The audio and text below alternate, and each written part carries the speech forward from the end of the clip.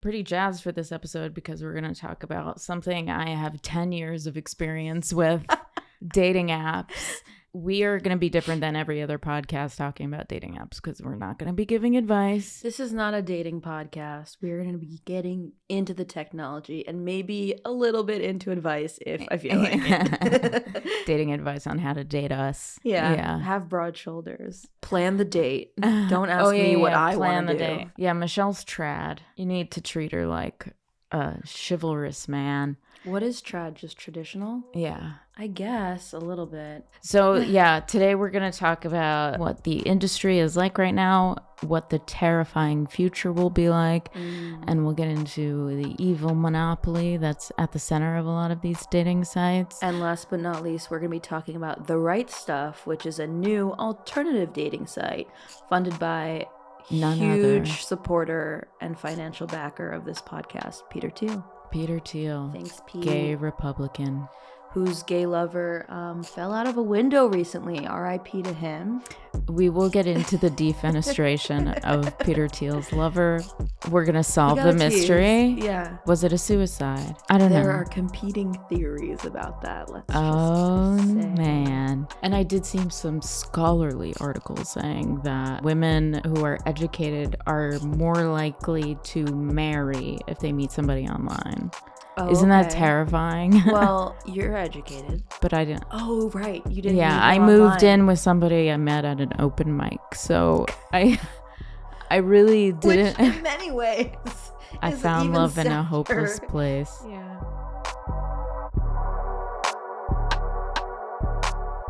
The dating app market made $4.94 billion in revenue in 2022, basically profiting off of everyone's loneliness and their need to fill the void.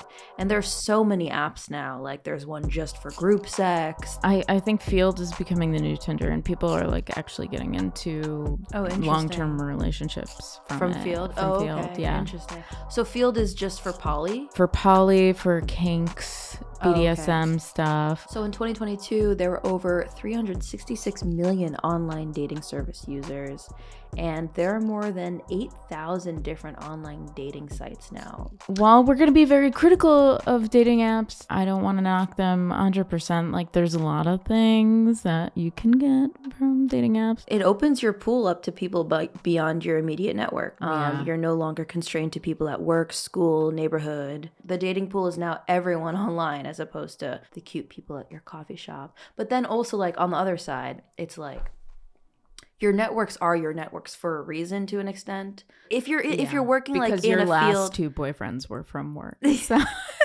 you're like, there's a reason why people have sex with the people they work with. I had a lot in common with both of them. Did you hear that you're not supposed to shit where you eat? I didn't do any work there, so I was only eating.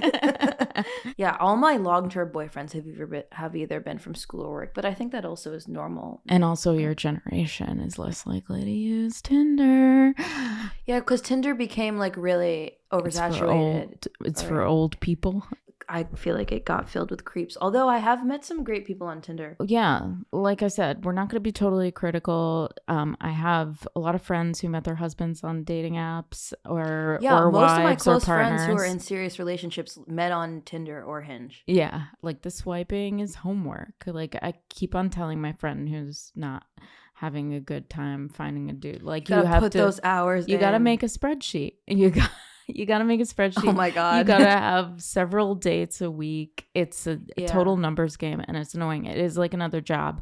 But, you know, the apps have a lot of upsides. Grindr has been instrumental in helping us discover gay priests and gay Republicans who vote against gay legislation. That's amazing. We did get an app named Scissor for lesbians, which at one point was an early joke I had. I joked about it and it came to life. Damn. Someone in your audience like went home that night and trademarked. Yeah, I should be suing this person. I mean, there's just a million apps that coffee meets bagel. But like Coffee Hinge meets bagel is for Hinge Jews? is the hot one. No, I know there's J-Date, which is for Jews. Yeah, there's J-Date, J-Swipe.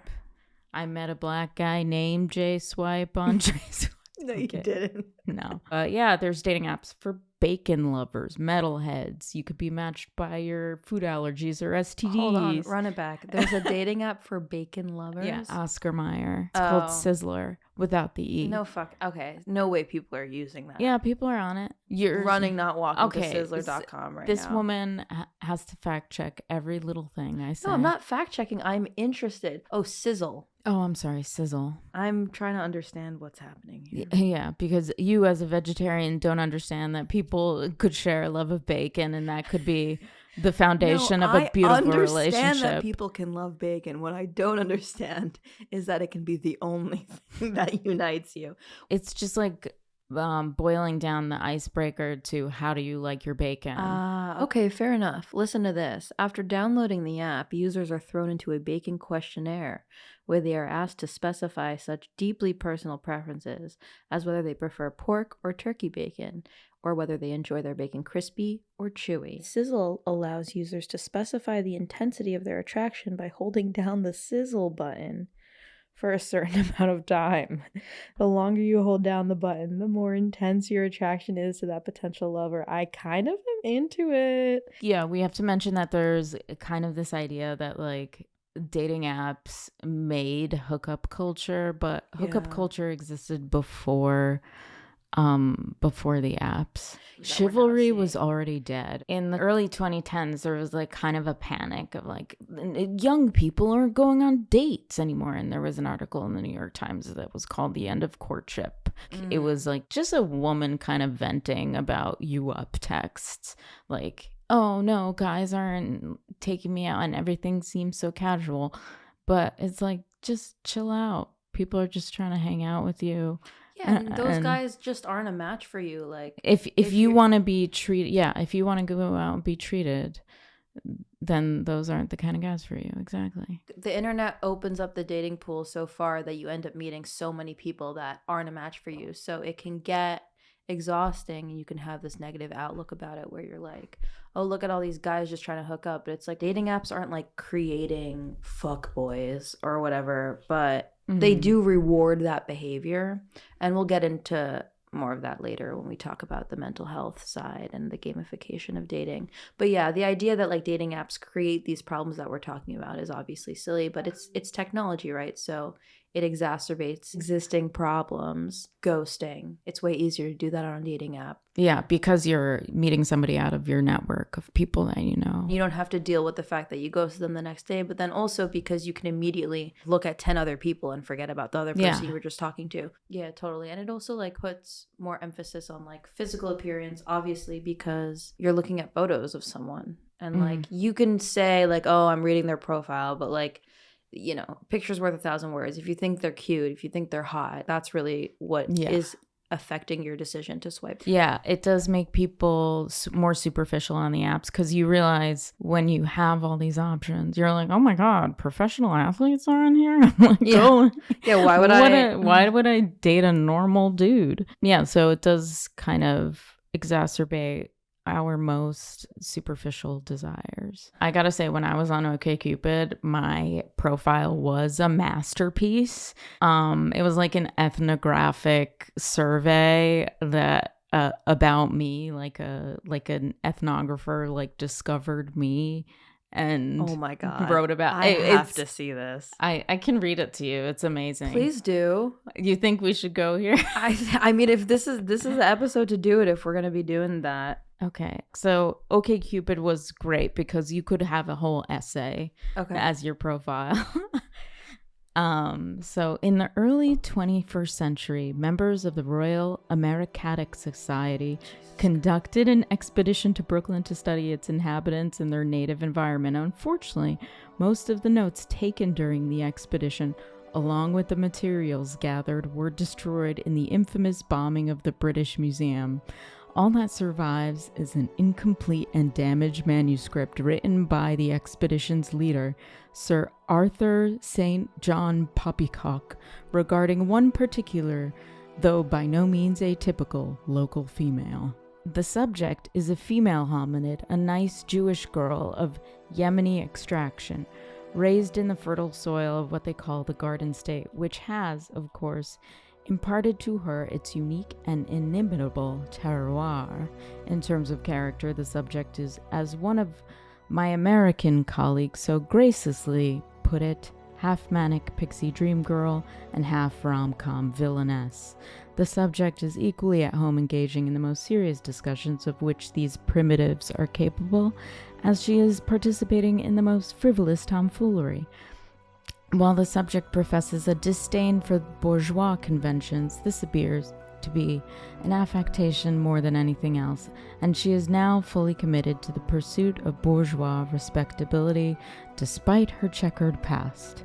Though some of the villagers would characterize her as a bitch, even though they concede that she is lighthearted and playful, endowed by the gods and the spirits of her ancestors with unrivaled wit and sass, lucky is the man who can tap manuscript damaged.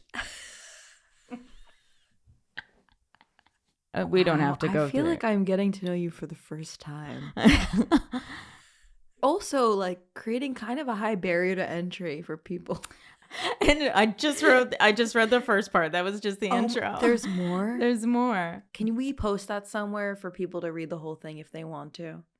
Okay. Maybe that'll be our first blog post. I guess people who are on OKCupid are there to date seriously, because you wouldn't put all that work in if you're just trying to hook up. You would just go to Tinder. Exactly. Right? Or Raya.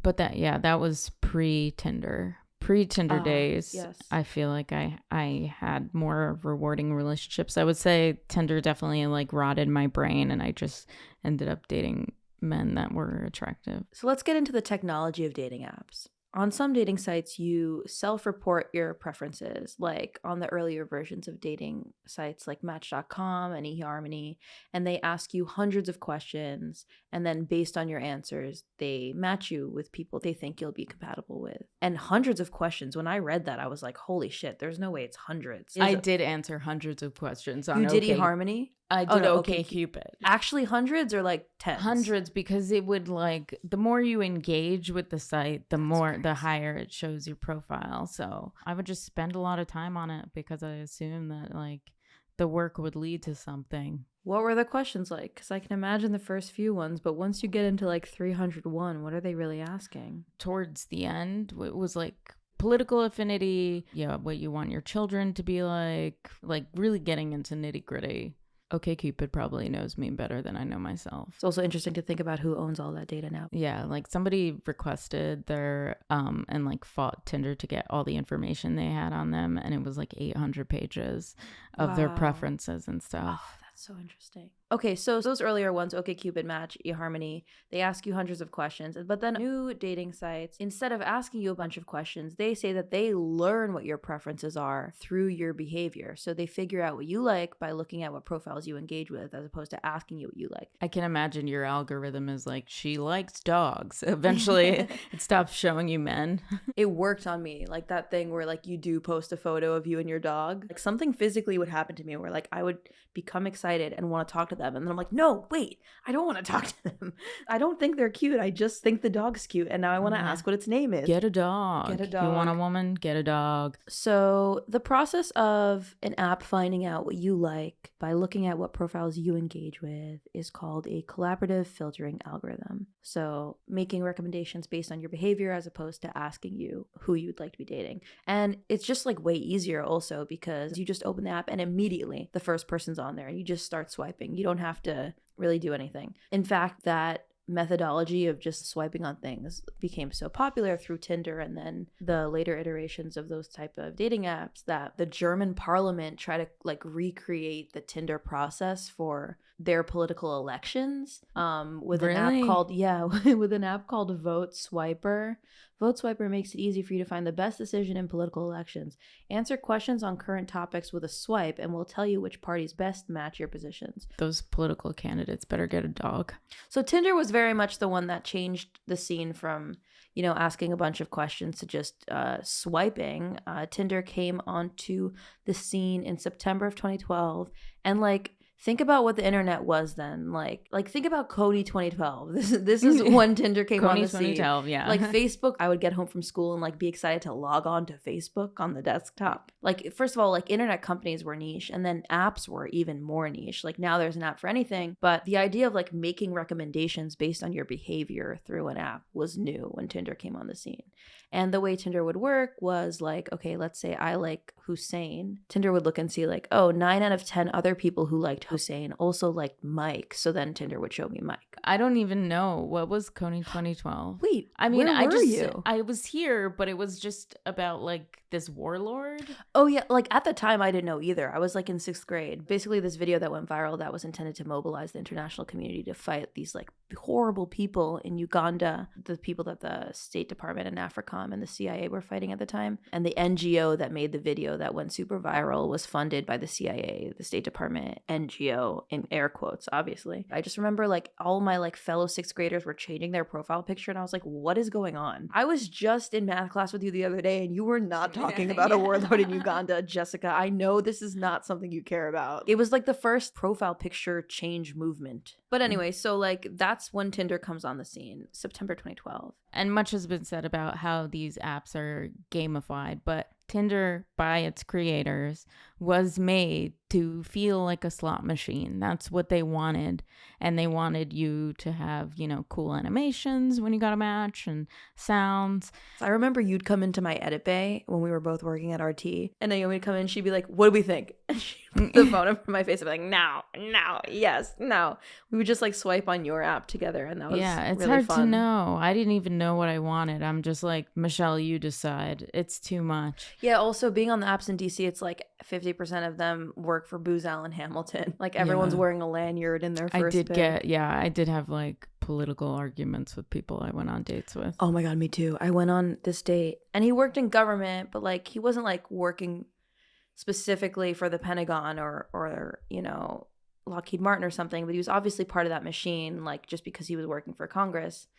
Hashtag military industrial complex, am I right? And I guess he wanted to like sympathize with me. Like he asked me what my ethnicity was, and I was like, okay, I'm half Korean. And he was like, oh my God, the Korean War was crazy. Like the what Korean do I know War, about Korea? He goes, the Korean War. He goes straight up. No one even brought up the Korean War. He was just like, oh, it was so crazy. Like we killed so many people. And I'm like, yeah. I'm like kind of like, oh, interesting. Like at least you know that it happened. Yeah. And he's like, yeah, it's just crazy how racist our government is. And I was like, I mean, true, as evidenced by many other examples of U.S. domestic and international policy, but that's not what the Korean War was about. And so I was just like, well, you know, like it wasn't that we just like hated Korean people. Like the U.S. wanted to stop the development of a socialist society. So then, of course, the date devolves into a debate about socialism. Yeah, people are just like used to you talking about how many siblings you have. You didn't expect this. Yeah, exactly. But I mean, in fairness to him, he was like at most 25 because I was like 22 or 23 at the time. But still. I was on this date once with this startup guy, actually. Oh, yeah. And he knew as soon as I walked in, I had like disappointment written all over my face. I don't hide my emotions very well. You really don't. So, was he ugly? He was ugly and just like kind of goofy looking and nerdy. I made some small talk with him and he knew I was going to leave because he offered me a drink. And I'm like, no, it's okay. I just like made some polite conversation and I was about to leave. He's like, wait, let's play a game. If you win, I give you $100. If you lose, you have to kiss me. And I'm like, oh, you have my attention now. And it was like, yeah, it was like he had to guess a word that I would write down. I had to like write any species of animal down. Okay. I like wrote something really short, like and eel, then just acted, and acted like it took really long. Yeah, Komodo dragon. Yeah, Australopithecus. So I won $100 on that date. How much time passed between taking the $100 and you walking out the door? I took the $100 and I walked the fuck out. Yeah. Leave the date as soon as you can if you know. Don't waste your time. Yeah, as soon as it's not good, just leave. But then I don't know. It's tough because it's like you're not supposed to know if you like someone that fast. But I guess, yeah, if he's really gross. But it's interesting that the first CEOs of Tinder, one of which was Whitney Wolf, who would go on to found Bumble, she was instrumental in getting Tinder started through fraternities and sororities. One, you could like have these groups kind of get on wholesale. But the other thing is like people are definitely trying to hook up with people on their college campus. And so Tinder really starts as like a middleman for a population that didn't really need it. Like you're going out to parties, and definitely if you're in a fraternity and a sorority, you're like being introduced to other people. It's just way less risk. Like you don't have to come up to someone and then risk getting rejected in person. You can just swipe on them. And I think that's actually a really big part of it, is it removes the embarrassment of being rejected a little bit. If you both swipe right on each other, great, it's a match. And if not, you never have to talk about it. But there's the potential for a lot of embarrassment if you walk up to someone. It's very gamified, and like to be quote unquote successful on these apps as they're designed, you do have to treat it like a numbers game. So, you know, psychopaths aren't being created by dating apps, but kind of psychopathic behavior is rewarded because like what do psychopaths do? They act predatory and they treat people like they're not people and then they disappear. You have people like these cultural icons like Jordan Peterson. For like, if you don't know Jordan Peterson, he's this like Canadian psychologist who's become kind of like an alt-right figure, and a bit of that is earned and a bit of it is a little exaggerated. He does a lot of right-wing talking points in therapy language, but he will look at Tinder and be like, this is, you know, the problem with society, this is like ruining the lives of young men. He'll like look at something like Tinder and like recognize all these true issues with technology like this, but he won't zoom out and like look at the larger tech industry, or like he won't look at capitalism. It's like Tinder is not like, you know, some evil thing coming down from above. This is just like, you know, a company being incentivized to keep you on their app, and they're not financially incentivized to make us a healthier population. It encourages psychopathic behavior. It encourages psychopathic behavior. Yeah, my problem with Jordan Peterson is not that he's wrong, it's that he's right, but his analysis is so limited and it limits the young, impressionable minds that consume his content. Jordan Peterson aside, though, the apps do foster an addiction, right? Obviously, like most social media technology, user addiction is baked into the business model. They want to keep you on the app. And this is why it's like thrilling to get a match. Just like it's thrilling to get a like on Instagram, they try to make it really exciting for you. There's a fun graphic, there's a nice sound, there's a little pop-up when you get a like on Instagram. There's like fireworks when you get a match on Tinder, I think, or like confetti or something like that. Yeah. This is from a blog that I read in preparation for this. Quote, when we are attracted to a dating app match, we end up getting a John Wick-style double tap of dopamine. In other words, we become aroused and filled with desire when we see the alert signaling that we made a connection. And then, if the love interest is hot, we get another hit. When the short-lived dopamine excitement inevitably wears off, the user gets a craving for more, in parentheses, trigger. They resume fanatical swiping, in parentheses, behavior. Once the user receives a like or a match, reward, the behavior is essentially reinforced. This is why users often become obsessed with getting as many likes and matches as possible. This is known as the dopamine feedback loop. But basically, yeah, dating apps, like all these other social media platforms, are hijacking the reward systems in our brain. The dating apps are trying to keep us engaged, and they're trying to keep us actively using the platform as much as possible. And this is working. A study found that 39% of people check their dating apps like as soon as they wake up in the morning. Oof. And 48% swipe just before bedtime, which is like so sad. I mean, that was me. Yeah, I would spend hours every night, and it like Grindr has an average of an hour. Sometimes Tinder has an average of like 90 minutes. Yeah, it eats up so much of your time. I can't believe I didn't get anything out of it. And then also, if we're talking about how gamified dating affects mental health, we should talk about decision fatigue and or analysis paralysis, whatever you want to call it, right? Feeling you have a lot of options. It's like an emotional safety net. Like the more options you have, the safer you feel. For example, when we apply to jobs, we try to get as many options as possible before you sign with a company, or when you're hiring someone, you try to interview a bunch of different candidates before committing, right? But you're not really going to know if that's a good employee until you actually work with them. You can get as much information as you can, but you're never going to truly know if that's a fit. You're not going to know if this is a fit until you actually start spending time with this person. Assuming you want a healthy, meaningful, mutually beneficial, respectful, and communicative relationship. If you're just trying to hook up, obviously you can do that just by swiping on someone. But as humans, we don't really thrive as decision makers when there are a million options in front of us at once. It's not a healthy way to approach dating if, like I said, if the goal is to have a healthy and meaningful relationship. If the goal is just to hook up with as many people as possible and fill the void in the short term, then dating apps are a great way of doing that. And we've all been there. I'm not like speaking from above anyone. Like, I definitely have used it for that. And I think most people are using it for that. Most people are using it to hook up. Tinder, I guess I'm talking about specifically.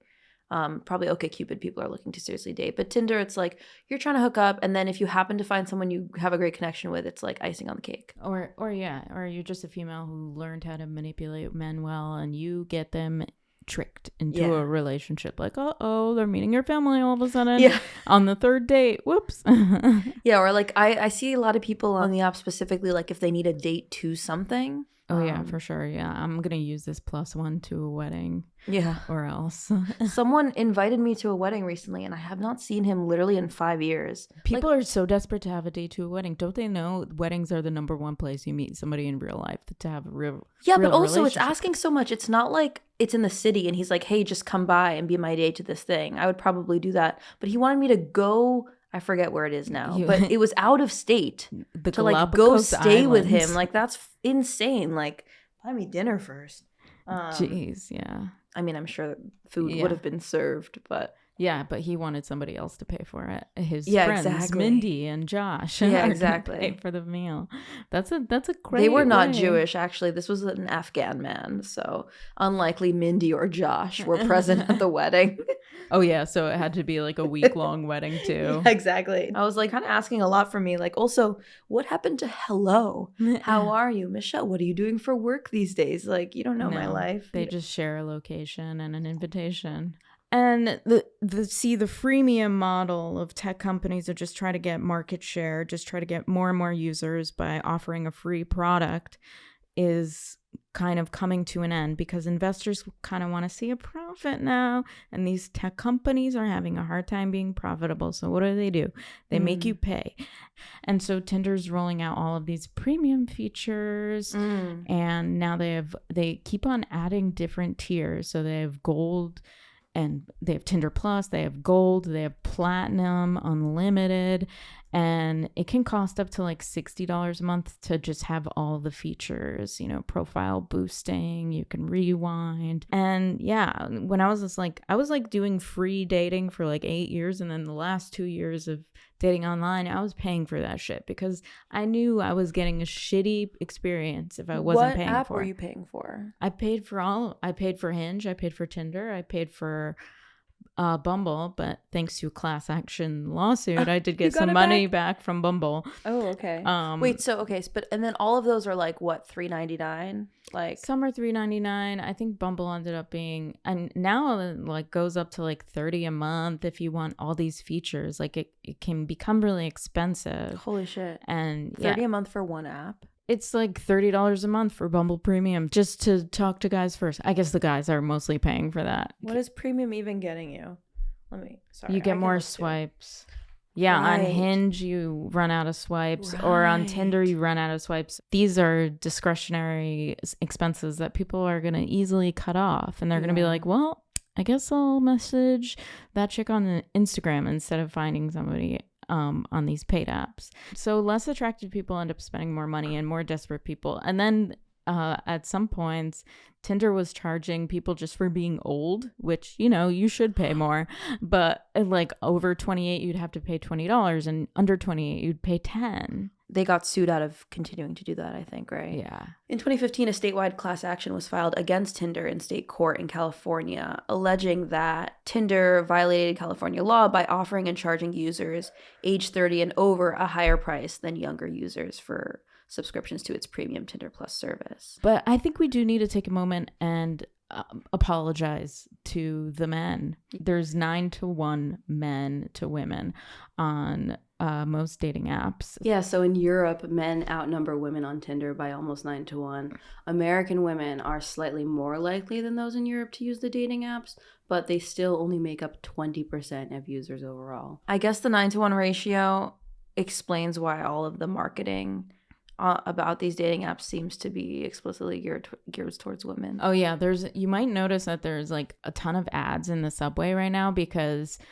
this is the first time, like the first quarter of this year is the first time they've ever seen a downturn in their growth. They're in panic mode. And now the subway's like plastered with ads. Like for Tinder, like one ad was like, imagine having a toothbrush at their place, and it's like two adults in furry costumes holding a giant toothbrush, and it's like that's what like heterosexual women are like fantasizing about. They're like, I just want a man to commit and put his toothbrush there. This one geared towards Zoomers, realizing you're not dead inside. Damn. Yeah, so you'll see these ads on the subway. Like they're desperately trying to appeal to younger people because Zoomers are less likely to get on Tinder and sometimes less likely to use dating apps altogether. Maybe they prefer niche apps like Scissor or whatever, but they want like more authentic connections. I mean, the real dating app is Instagram. I've had way better dates from Instagram. But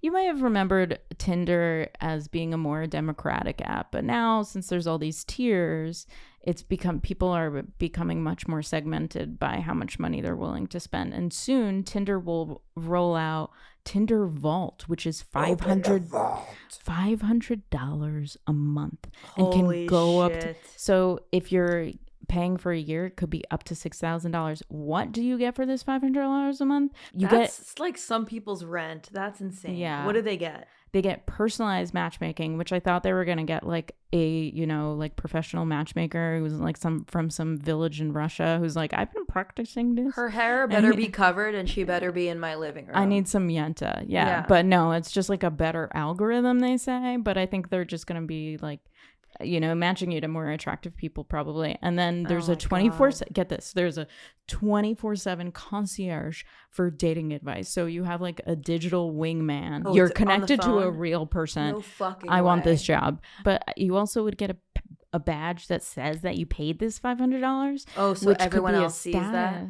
Oh, yeah, is it? I feel like that's embarrassing. I would be like, this dude is way reckless with his money. Well, it does show that you have money, so that's good. But then it also shows that you have no game, so that's bad. But for $500 a month, you better be like getting an escort from a Tinder escort. Match Group also owns The League, which could cost up to $1,000 a month. So as we're seeing more niche markets open up for these apps, we're seeing more people become segmented, like by how much money they have and how much money they're willing to spend. And then so The League, it's like the app for capitalists and wannabe capitalists who are still if working. You're an entrepreneur. This is for high net worth individuals. What I actually like about this one is that you can sync your LinkedIn profile with The League, and that means people in your LinkedIn network can't see you on the app. So I would love that. I wish that was an option. That's interesting. So there's no risk to like see your manager. But for the regular people who don't have unlimited funds, who can't just pay for The League, how much is The League? It could be up to $1,000 a week. Like all these apps have tiers.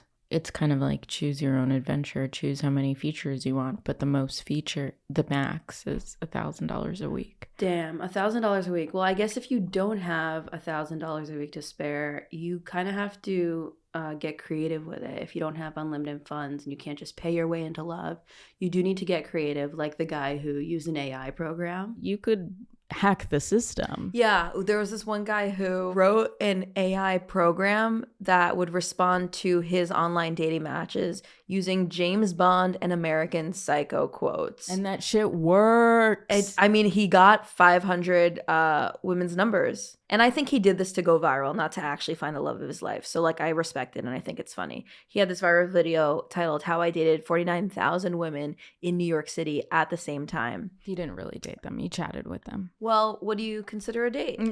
Yeah, exactly. As we approach the virtual world, the idea of a date could just be like, it strikes me profoundly that the world is more often than not a bad and cruel place.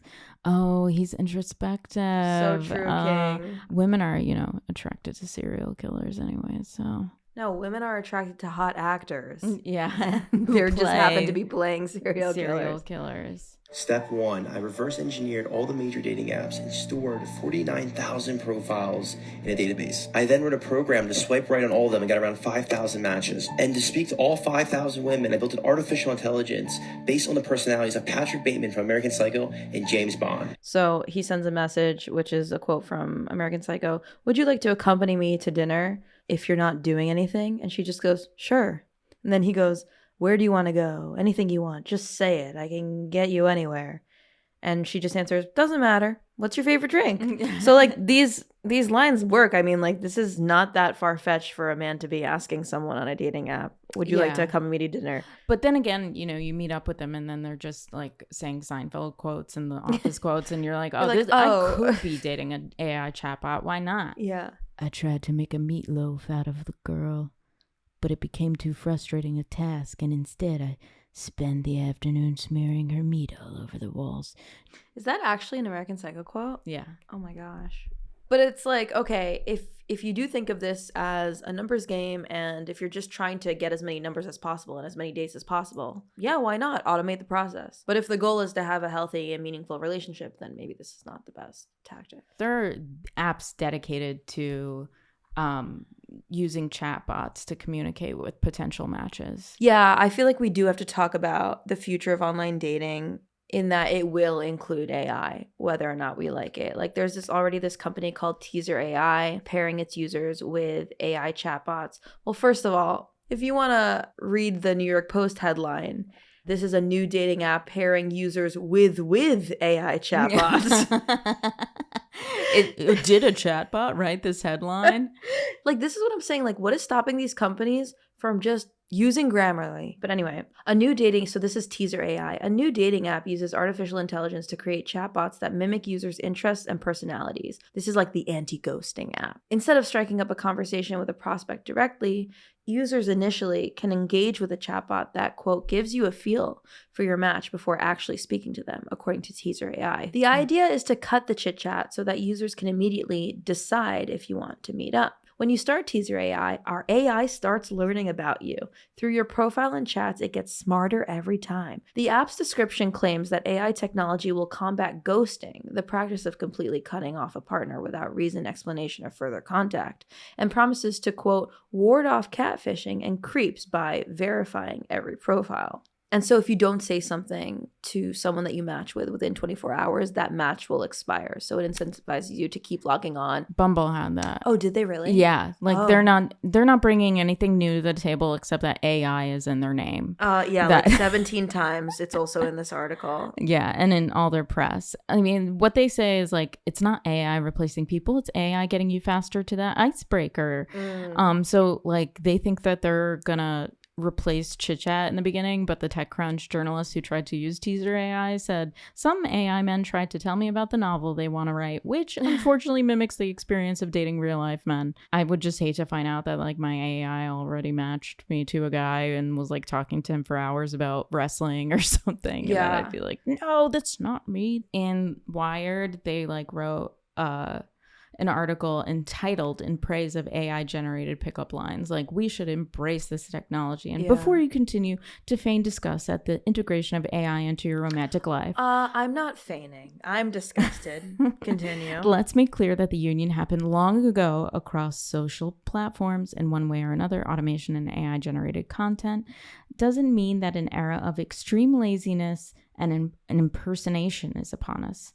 By normalizing this behavior, we can free people from writing 1,000 introductory messages, giving them more energy to focus on the humans on the other side. But they've already rolled it out with a subscription price. It's $39.99 a month. So damn, I'm pretty sure so few people will use it that it will soon disappear. So maybe this will disappear, but I think the bigger players are either going to buy these like quote unquote AI dating companies, or they're going to develop their own quote unquote AI programs. Like Airbnb, for example, is trying to rebrand as an AI company. So I'm sure Tinder and eHarmony and Grindr are gonna like try to rebrand as like Tinder AI. Like we're matching you to the perfect partner. Actually, in 2021, Tinder acquired a company called Hyperconnect, which focuses on video, AI, and augmented reality technology. So we are gonna see these bigger players create their own AI program. So you can kind of see online dating evolve. So first we had Match.com, OKCupid, eHarmony, and that was a lot of work. And now it's, swiping, way less work. Raya, Grindr, Tinder, Bumble. I don't know. I've had a lot of pain in my thumbs. But soon it might mean virtually no work. Like it might just mean trusting AI so much that you just have the algorithm find a person for you without even having to swipe. Also, I think with the future of online dating, like honeypots are going to get a lot more sophisticated, because if you have all of this data, you may find out that this particular domestic terrorist always swipes right on people that have feet pics, and you can target them more accurately. So we'll see honeypots get really sophisticated. And there's also VR dating apps, like one called Never Met. Let's take a listen to this video that explains Never Met. Virtual reality dating. VR completely changes the game to online dating when you can hug them, walk with them, and more. I think this has a strong appeal for people who've had bad dating experiences IRL and gives confidence to those who were insecure about their looks and other factors. So that's when I got contacted by Never Met. I was really excited. Tinder has obviously blown up majorly over the past years, and we're finally at a point where dating apps are socially acceptable to meet in. But Tinder's locations are bound by locality. If you're in a rural area, like almost half the world's population, then there's not many, like almost half the world's population. Oh my god, she's so annoying. And if you're a straight guy on Tinder that's lacking natural chattiness, well, good luck. So Never Met is basically VR Tinder. I wanted to explore what this app has to offer, but since I'm not single, I asked one of my charismatic VR friends to try the app out. Senior Queef. Senior Queef? I'm Senior Queef. My friends just call me Queef. I've been in VR since the early... Yes. An anime cat? With like silver hair, wearing a tight blazer, a lot of cleavage, and then also cat ears, and then also gloves. Like, why would you choose a blazer? I wanted people to take me seriously. Queef lives here and is in the military, making him the prime candidate for... The military's lonely. Yeah, maybe those right-wingers had a point when they're saying that the military is going woke. The Republicans are talking about Senior Queef. I guess, yeah, these are the people who spend a lot of time in the metaverse. This is who they're targeting. You need to unwind and put your tits on and your cat ears.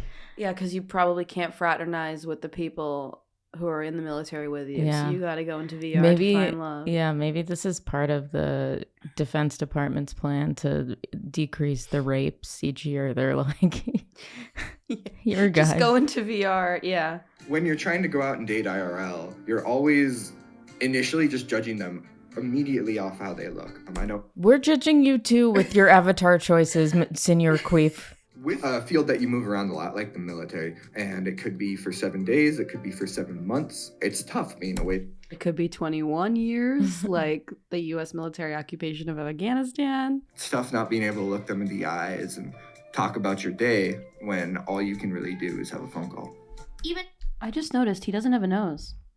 That's a choice. VR veterans like Queef, VR dating... This is going to be a whole brand new experience for me. I'm super excited to see what it can bring. Now we're ready to set up his profile and find a date. Oh, he's creating a username. Oh, thank God, Senior Queef isn't taken. So there is a waitlist for new users, but they're added every day to help filter through joke accounts or inappropriateness. You're gonna get kids on this shit. You may be flirting with an 8-year-old. Their avatar will have cleavage, but it will be an 8-year-old. Okay, but let's see what Senior Queef's virtual date looks like. I think we're gonna follow him to go on the date. Okay. So in a very tender fashion, he finished up setting his account and over the next few days found some matches. One of which was Cena. So we're watching him like match with people right now, and it does look like a copy of the Tinder UI. Midwestern girl who works on laundry machine operating systems. They settled on mini golf and a movie, and both agreed to letting me pop in for a little bit in the middle of their date. Literally, you can do anything. Yeah, literally you can do anything, and you guys chose to do mini golf. Like, you could fly. I'm into it. Yeah, You could slay a dragon. Yeah. They're doing like the most normie shit that you can do in I real would definitely life. be like, let's rob a bank. Yeah. Let's do a coup. We'll coup whoever we want. Any country you want, baby. Yeah, it does look like people like eventually meet up in person after a few months of mini golf. I could see it going either way though, because like if you meet like this with this fake version of you, like you might want to keep the relationship in here. Like this might be people's escape from the real world to like have a VR boyfriend or girlfriend, or they them friend. Yeah, and I think this already exists. I just don't think it's gonna catch on to the mainstream. I don't think people want to meet this way. You want to find out as soon as possible if the guy stinks. If you can have sex with him. Well, if your goal is to get in an IRL relationship, yeah, but some of these people just want this online relationship. Research does say that like we do need actual physical touch and eye contact, like real human contact to feel good. But if you can hijack those needs by instead making people addicted to like the dopamine cycle that comes with these new technologies, and segment of the population is just gonna go with that, you know? Mm-hmm. I'm not saying they should, but they will. The first Apple headset just came out. It's like the first iPhone. It just came out this year. It's only going to get more popular. I see it being popular. I just think Match Group getting involved in this VR dating is going to be a failed venture for them. I think they're just trying to throw money at the wall as their popularity is declining.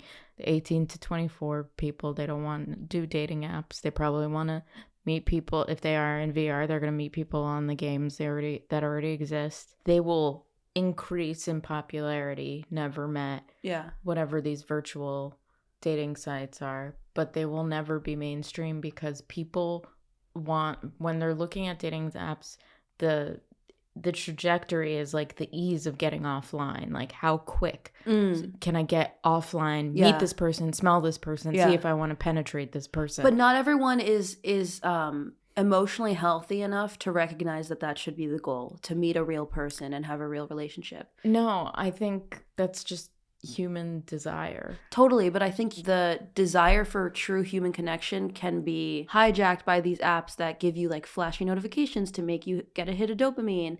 And now it's like you get a hit of dopamine when you see a photo of someone, but what if soon you have a hologram version of them standing in your living room? Like what's stopping me from just feeling content?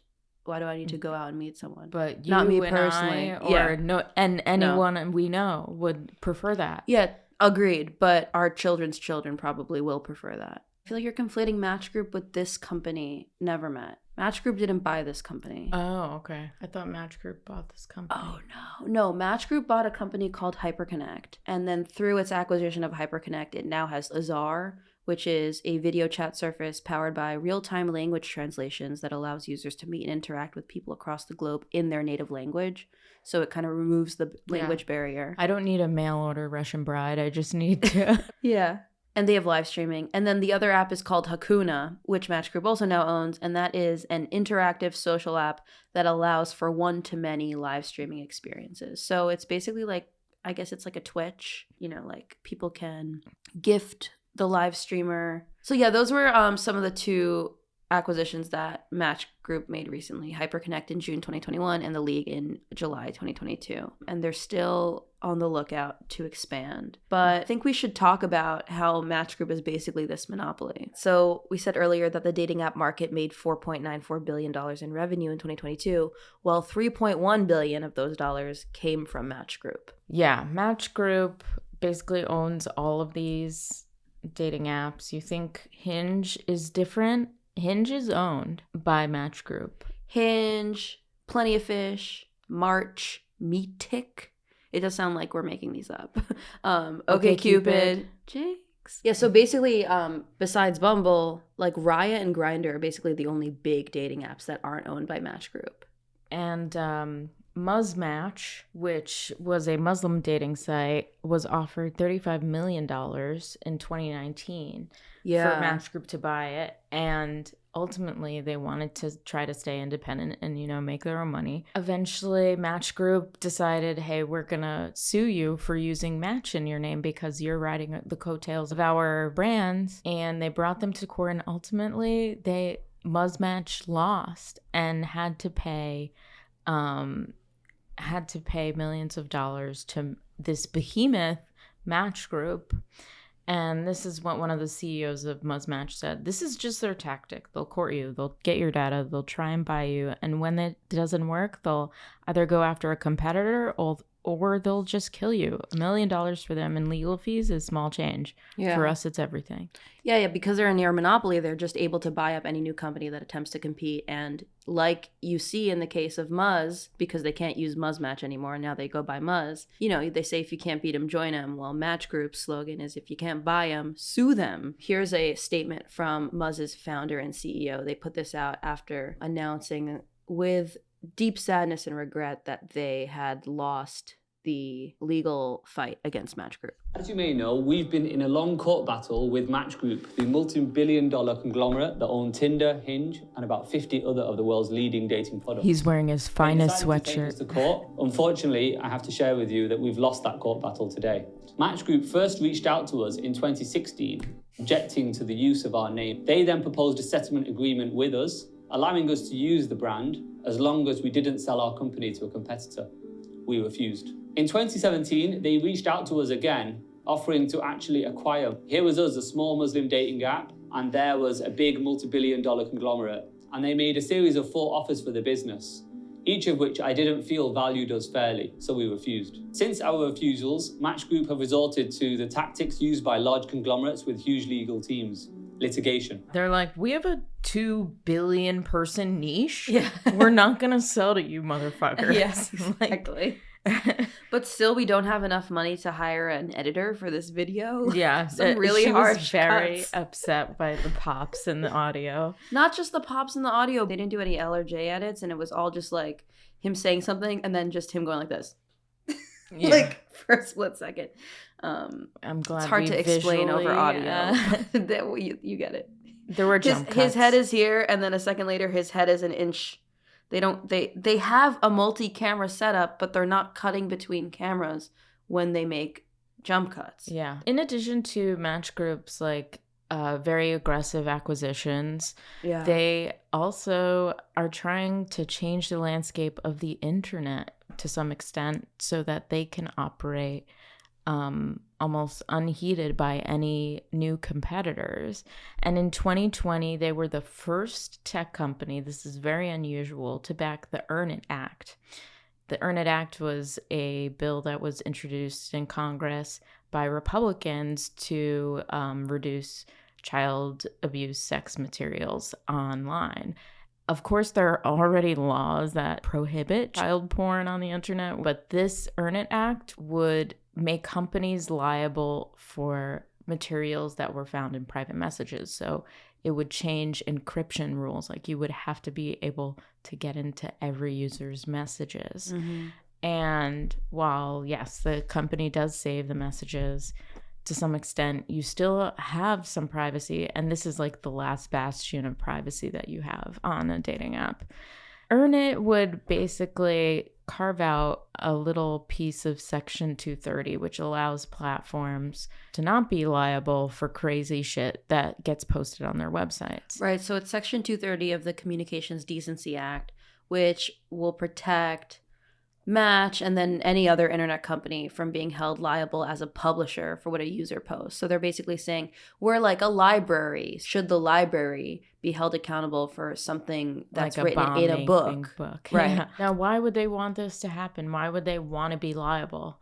Well, they can afford the legal fees. Right. So now that they're big enough to take it, basically, they're like, come at us, hold us liable, because they would rather be liable and have to pay all that money rather than have all these other smaller competitors also be protected. They wanted this law to protect them as they grew, and now that they made it, they want that law gone so that no one else can grow. Exactly. And compete with them. They're burning kind of a ladder. You saw Section 230 of the Communications Decency Act of 1996. We all saw it. Well, I was going to say, you saw Section 230 come up a lot a few years ago when Facebook was in the news. Lawmakers were like, Facebook has the ability to decide what to keep on its platform. Like, should Facebook be held liable for fake news and all, disinformation and all that kind of stuff? Or you might remember when OnlyFans was like, we can't process payments anymore. Yeah. For sex workers. This is a Section 230 thing. So a lot of the child porn laws that are being brought up are also making it more difficult for sex workers to operate online. While they're like, save the children, they also just like are mad that their husband is supporting an OnlyFans model that they knew in high school. Yeah. The husbands are like, I'm actually really passionate about the issue of platforms being not liable for what their users post. He's like, I'm jerking off to Section 230.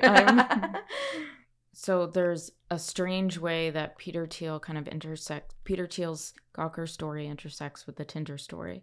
And it's going to require a little bit of explaining, but I think you can follow with me. Okay. So in 2014, Whitney Wolf received a settlement for an undisclosed amount for being sexually harassed by her former boyfriend, chief of marketing, James Mateen.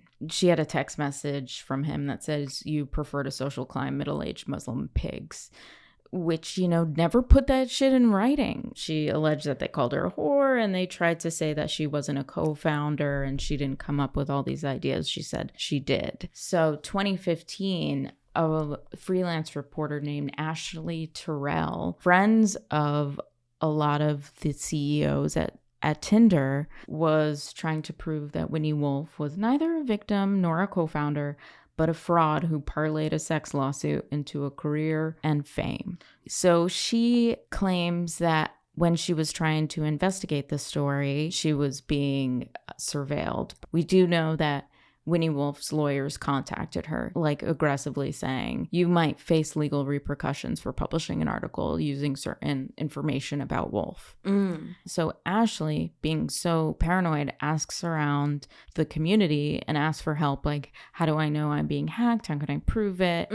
And eventually all of her information and her proof of being hacked lands into the lap of somebody at Gawker, and they publish a story about her paranoia, basically trying to connect the dots and saying like the Tinder execs are obviously behind this hit piece against Whitney Wolf. Gawker was an online website. It was a news site.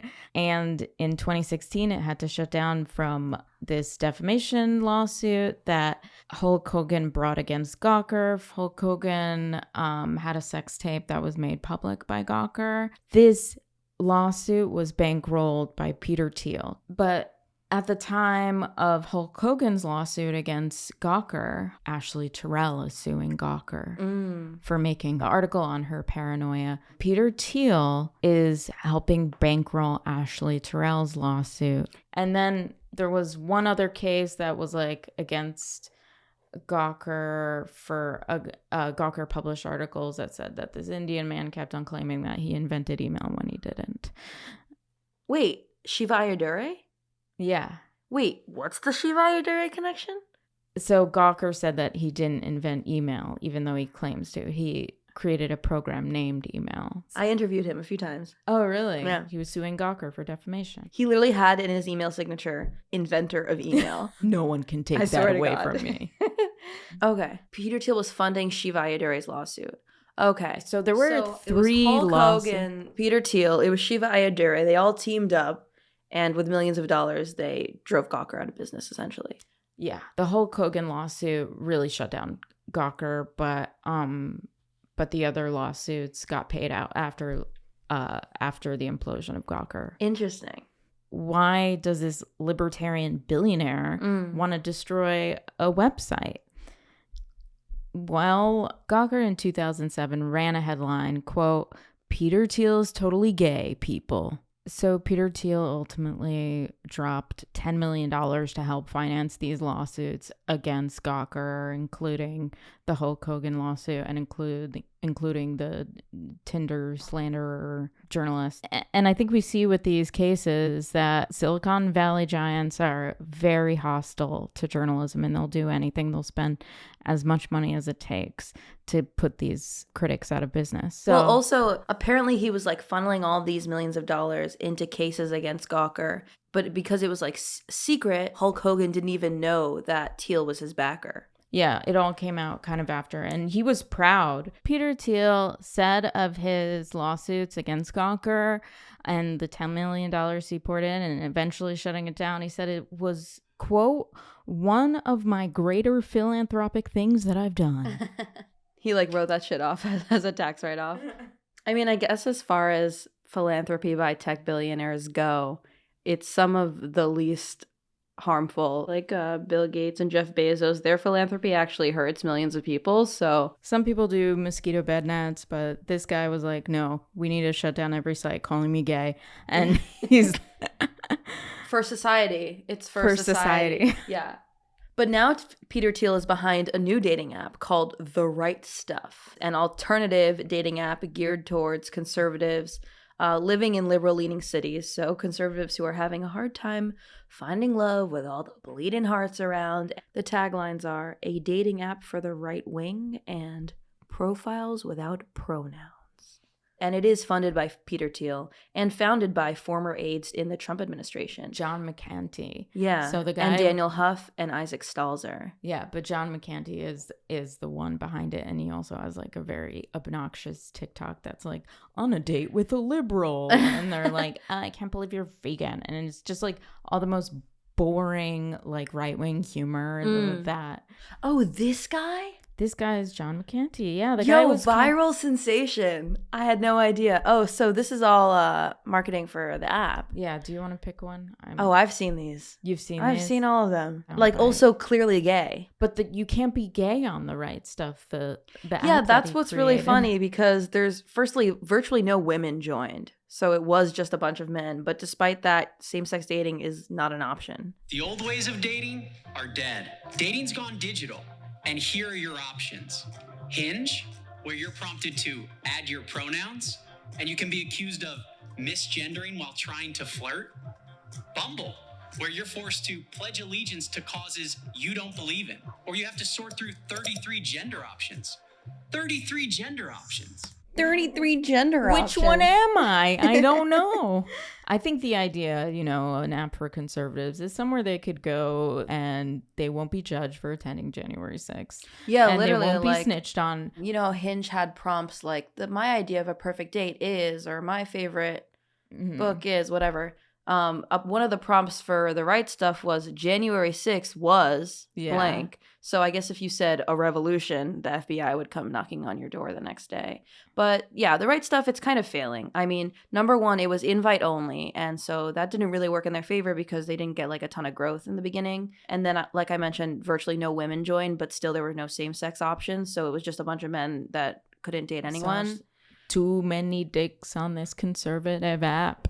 Very low rating on Apple's App Store. But that guy is still killing it on TikTok, and so maybe that'll just be the new stream for the business, being more of a media operation than a dating app. But yeah, it is funny that there was no same-sex option on The Right Stuff because Peter Thiel is gay. And then his lover went missing? Yeah, Jeff Thomas. He was a model and social media influencer who was in a long-term relationship with Peter Thiel. Thomas and Thiel met in Coachella, either in 2015 or 2016. Then in 2017, Thiel marries Matt Danzizian?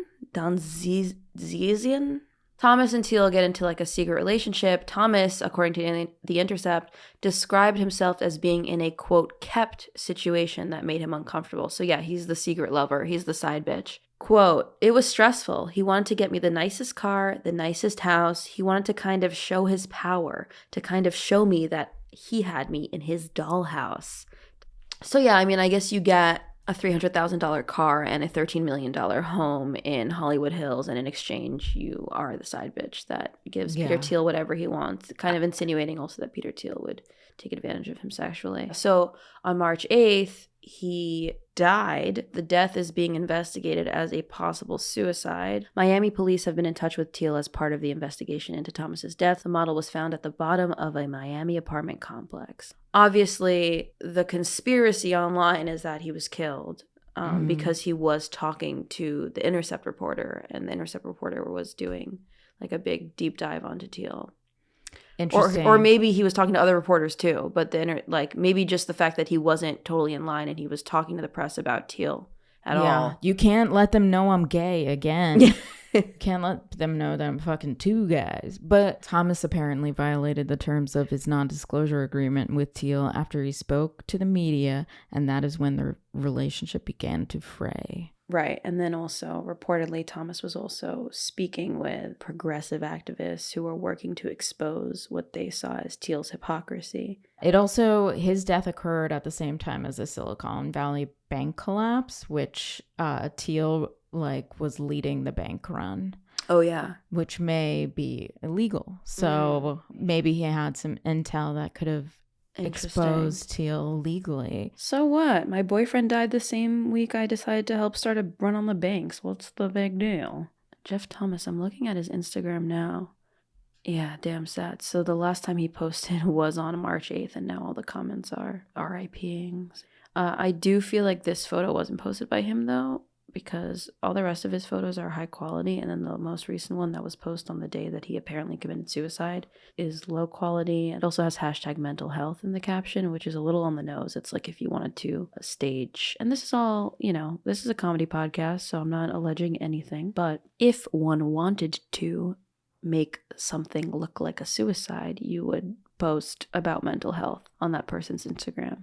Let's see if he ever used the hashtag mental health before that. Okay, so no. Damn, he's hot.